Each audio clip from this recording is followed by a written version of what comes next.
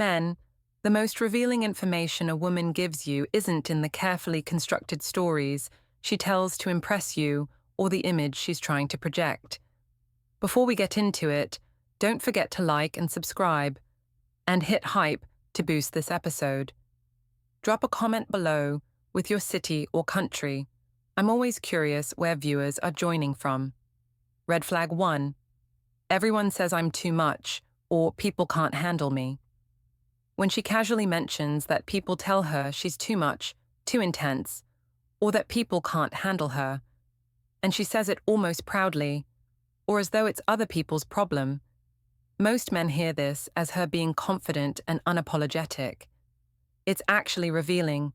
She's been told repeatedly by multiple people that her behavior is excessive or problematic, but instead of self-reflecting, she's reframed consistent feedback as other people's weakness. What this casual mention actually reveals. This statement reveals multiple people in her life have communicated that her behavior is too intense, dramatic, demanding, or difficult. When numerous different people independently arrive at the same conclusion that someone is too much, the problem is that person, not everyone else. She's accidentally admitting she's received consistent feedback about being problematic while spinning it as other people not being strong enough to handle her. Notice how she frames this feedback. If she says it with pride, she's romanticized being difficult as evidence of authenticity or passion. If she seems frustrated that people can't appreciate her intensity, she's positioning herself as misunderstood rather than recognizing she might actually be exhausting. If she frames it as other people's limitation, she's externalizing responsibility for feedback she's received from multiple sources. Watch whether she provides examples of what being too much means. If she describes behaviors that are clearly excessive, like frequent emotional outbursts, constant need for attention, or dramatic reactions to everything, she's telling you exactly what you'll experience. If she's vague about what too much means, she knows the specific behaviors would sound bad if clearly articulated. Pay attention to who has told her she's too much.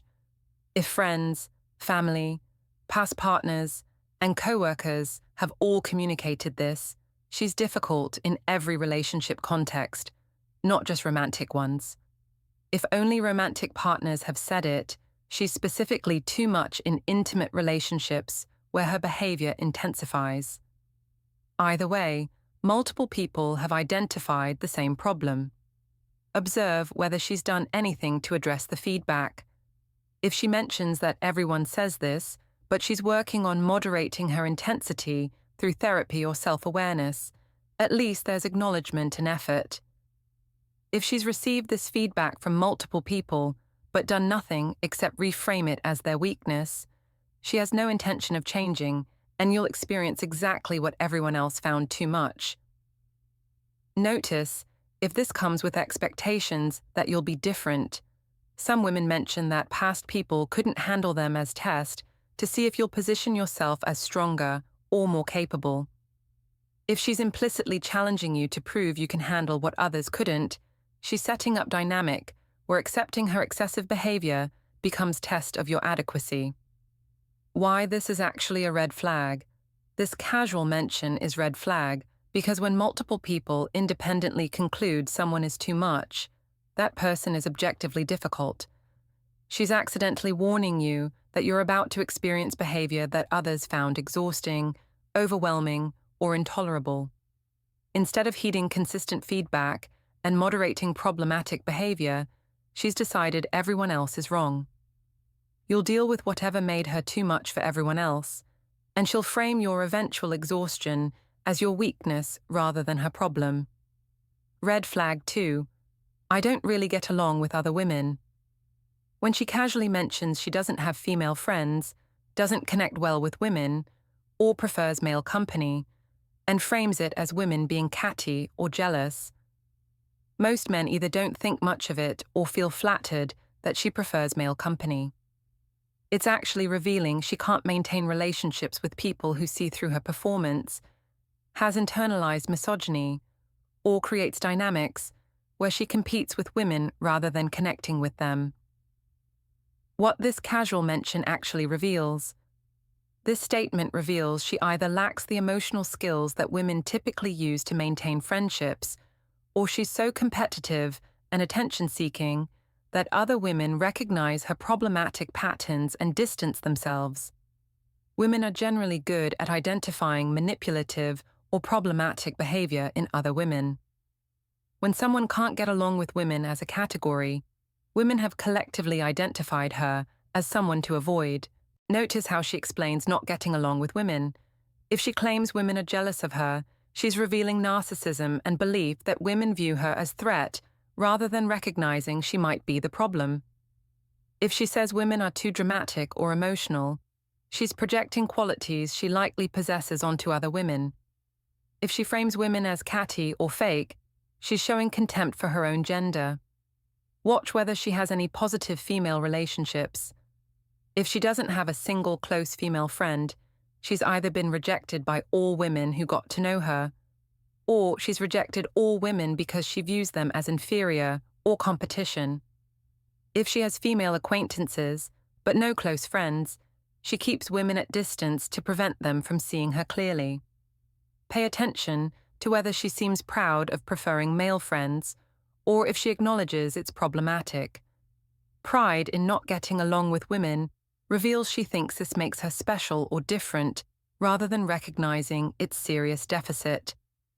If she's concerned about lack of female friendships and actively trying to build them, at least there's awareness that this isn't a healthy pattern. Observe how she interacts with women when you're around. If she's competitive, dismissive, or treats other women with subtle contempt, you're seeing why she can't maintain female friendships. If she seems uncomfortable or awkward around women, she lacks social skills for relating to people who won't give her the male attention she's comfortable receiving. Notice whether having only male friends means she's surrounded by orbiters. Often women who don't get along with other women maintain male friendships that are actually men hoping for romantic opportunity. If her male friends are all people who would date her if given chance, she's not actually good at friendship with men either.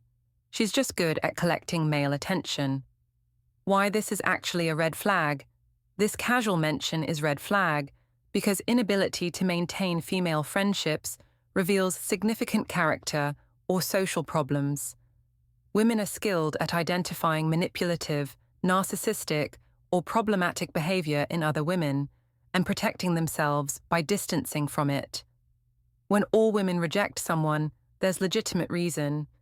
You're being warned that she has qualities women recognize as toxic, but that she's successfully hidden from you through performance she can't maintain with female peers who see through it. Red flag 3. My ex was crazy, abusive. About every past partner. When she casually mentions in various conversations that multiple ex-partners were crazy, abusive, toxic, or terrible, and each relationship story positions her as the victim, most men feel sympathetic and protective. It's actually revealing either she has catastrophically poor judgment that leads her to repeatedly choose awful partners, or she's rewriting history to victimize herself, and you'll become the crazy ex in her next relationship stories. What this casual mention actually reveals. This statement reveals a pattern where she's either genuinely unable to identify problematic people before getting involved, or she labels anyone who didn't give her what she wanted as crazy or abusive. When every ex is terrible, she's either the unluckiest person in dating history, or she's the common factor creating these narratives. She's accidentally telling you that she'll describe you the same way when your relationship ends. Notice how she describes different exes. If every single one is painted as entirely bad, with no nuance or acknowledgement of their positive qualities, she thinks in extremes and can't hold complexity about people who've hurt her. If the descriptions are all similar, suggesting every partner had the exact same flaws, she's using template narrative rather than accurately representing different people and relationships. Watch whether she takes any responsibility for choosing these partners.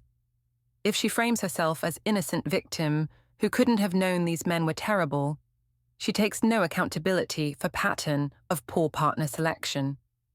If she's had 5 abusive relationships in a row and hasn't examined why she's attracted to or attracts abusive people, she'll continue the pattern with you or label you abusive when you set boundaries. Pay attention to what behaviors she labels as crazy or abusive.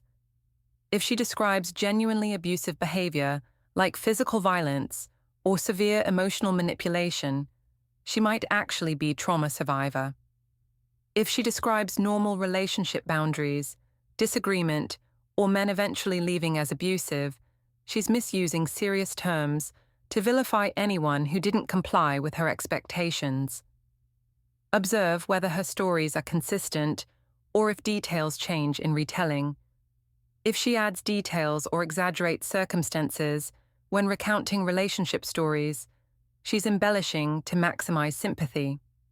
If stories change based on audience, she's adjusting narrative strategically. Consistency issues reveal she's crafting stories rather than reporting reality. Notice if these mentions seem designed to elicit specific responses from you. If she's watching how you react to her victim stories, she's testing whether you'll position yourself as savior, whether you'll accept her narrative without question, or whether you'll provide the sympathy and protection she's seeking through these stories. Why, this is actually a red flag. This casual mention is red flag because either her judgment is so poor she repeatedly chooses terrible partners, or she villainizes everyone who doesn't give her what she wants. If her judgment is that bad, she's made same mistake choosing you. If she victimizes herself by rewriting history, you'll be the crazy abusive ex in her stories when your relationship ends. She's accidentally warning you that being with her means eventually being labeled terrible, regardless of how you actually treat her. Red flag 4. I just need to find someone to take care of me. When she casually mentions wanting someone to take care of her, looking for a provider, or needing someone who can handle everything for her, and says it like it's a reasonable relationship goal, most men either feel flattered that she'd trust them with that role or don't recognize what she's actually asking for. It's actually revealing she views relationships transactionally, where your role is providing for her needs while she contributes far less, and she's seeking parent figure, not equal partner. What this casual mention actually reveals. This statement reveals she's not looking for partnership. She's looking for someone to take responsibility for her life, finances, problems, and emotional management.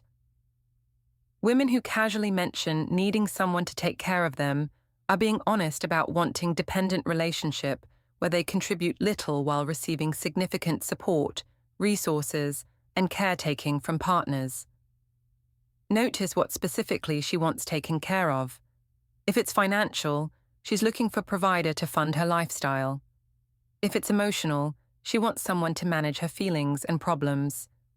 If it's practical, she wants someone to handle adult responsibilities she doesn't want to manage. If it's all of the above, she wants a parent figure who provides while she remains dependent child. Watch how she frames this need.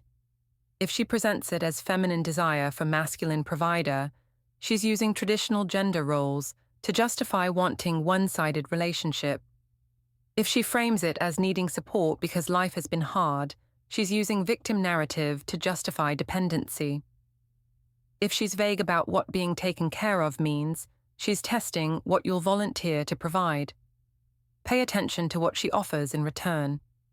If she emphasizes what she brings to relationships that balances the caretaking she wants, at least she recognizes exchange principle.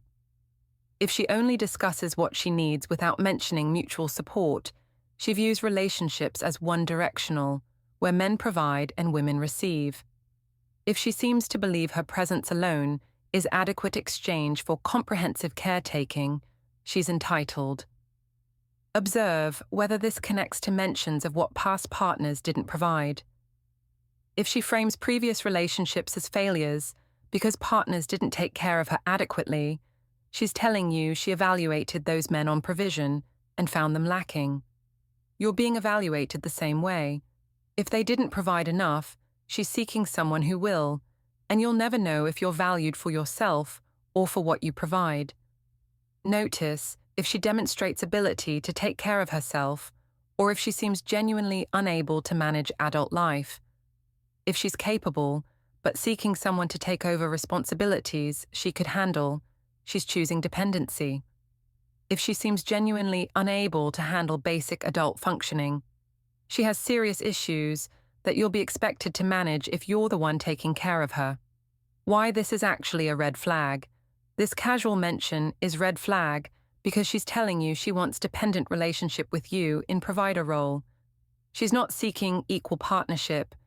She's seeking someone to fund her lifestyle, manage her problems, and take responsibility for her well-being while she contributes significantly less. You'll be evaluated on how well you take care of her, and the relationship will become one-sided with you, carrying most of the weight while she remains dependent and demanding. Red flag. 5. I get bored easily, or I need constant excitement. When she casually mentions getting bored easily, needing constant stimulation, or requiring excitement to stay interested, most men hear this as her being adventurous or passionate. It's actually revealing she has no ability to be content in normal calm moments, will create drama when life gets routine, and will lose interest in you the moment the novelty wears off because she's incapable of sustaining interest in stable relationships. What this casual mention actually reveals. This statement reveals she can't handle normal relationship development or life stability. Women who need constant excitement are warning you that once the honeymoon phase ends and relationship becomes comfortable and stable, she'll become dissatisfied and seek stimulation elsewhere. She's either legitimately unable to be content without constant novelty, or she creates chaos when bored to generate the excitement she craves. Notice what she means by excitement. If it's about trying new activities and going on adventures, it's less concerning than if she means emotional drama, chaos, and intensity. If excitement means arguing, making up, and emotional roller coasters, she's telling you she needs dysfunction to feel alive. If it means constantly changing plans and never settling into routine, she can't handle stability. Watch how she describes past relationships in context of boredom. If she mentions previous partners becoming boring or relationships losing spark, she's revealing that initial intensity fades for her and she hasn't learned to build lasting connection beyond novelty phase. If she left relationships when they became stable, she'll leave yours too. If she cheated when bored, she's warning you that's her solution to lack of excitement. Pay attention to whether getting bored is about external circumstances or internal regulation. If she's bored because life situations lack stimulation, maybe she just needs a partner who shares her energy level. If she's bored regardless of circumstances because she can't generate internal contentment, the problem is internal, and no amount of external excitement will satisfy her long term. Observe whether she can enjoy calm, comfortable moments, or if she needs constant activity. If date nights at home feel boring to her, if she can't sit quietly without needing something happening, if peace and stability feel uncomfortable, she's addicted to stimulation. If she creates problems when nothing is wrong, just to generate activity, she's dangerous to be in relationship with. Notice if this comes with implications that keeping her interested is your responsibility. If she frames getting bored as something you'll need to prevent by constantly being exciting, she's positioning relationship maintenance as your job. If she implies you'll need to work hard to keep her interested, she's telling you that her engagement is conditional on constant entertainment you'll need to provide. Why this is actually a red flag. This casual mention is red flag because relationships inevitably settle into comfortable routines, and life includes periods of calm stability. If she can't handle boredom, she'll either leave when novelty fades, cheat to create excitement, or manufacture drama to generate stimulation. She's warning you that once your relationship becomes stable and comfortable, she'll become dissatisfied because she's addicted to intensity. You'll exhaust yourself trying to be constantly exciting, or you'll watch her create chaos to fill the boredom she can't tolerate. Red flag 6. I have to have things my way, or I don't compromise well. When she casually mentions that she's particular about having things her way, admits she's not good at compromising, or jokes about being controlling, most men either think she's being charmingly honest or they don't take it seriously. It's actually revealing she's inflexible, will expect you to accommodate her preferences while she makes no reciprocal adjustments, and she's warning you that her way is the only acceptable way in relationships. What this casual mention actually reveals. This statement reveals she views relationships as environments where her preferences should dominate rather than spaces for mutual compromise. Women who admit they need things their way are being honest about being controlling, inflexible, and unwilling to make accommodations for partners. She's accidentally warning you that dating her means accepting her complete control over how things happen. Notice whether she frames this as personality quirk or recognizes it as flaw.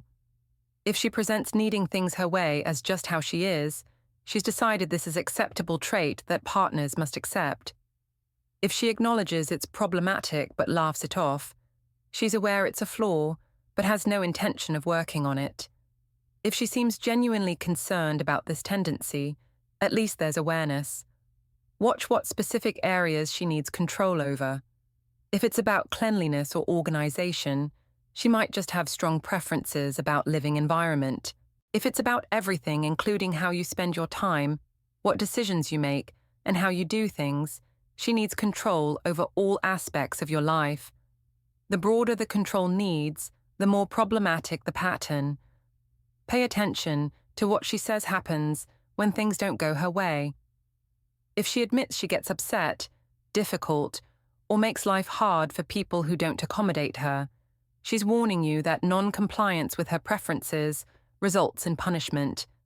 If she says she just can't be happy when things aren't how she wants them, she's telling you that your accommodation of her needs is required for her contentment. Observe whether she shows any curiosity about your preferences or if it's all about what she wants. If she doesn't ask what you like or how you prefer things, she's already decided your preferences don't matter. If she asks but then explains why her way is better and you should do it that way, she's not actually interested in compromise. She's convincing you to prefer what she prefers. Notice if this comes with explanations about why her way is objectively better. If she justifies needing things her way by explaining her methods are more efficient, more logical, or simply correct, she's rationalizing control as helping you rather than recognizing it as imposing her will. If she can't acknowledge that preference is subjective and her way isn't universally best, she lacks flexibility required for healthy relationships. Why this is actually a red flag. This casual mention is red flag because healthy relationships require compromise, flexibility, and mutual accommodation. If she's warning you she can't compromise and needs things her way, believe her. You'll spend the relationship adapting to her preferences while yours are ignored. You'll have no autonomy in shared decisions. You'll be controlled by someone who's decided her preferences matter more than yours and who's unwilling to make the adjustments partnership requires.